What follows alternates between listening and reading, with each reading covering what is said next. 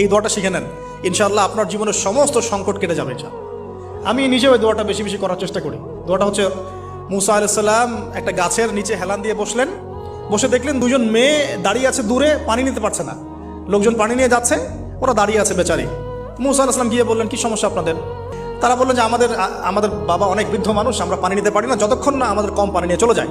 তো মুসা আলাইহিস সালাম তো একটু বললাম না, ফিজিক্যালি খুব স্ট্রং ছিলেন, থাকে না বডি বিল্ডার, সামনে গিয়ে কথা বলে সরো পানি দিতে দাও, তখন মানুষ একটু মূল্যায়ন করে না।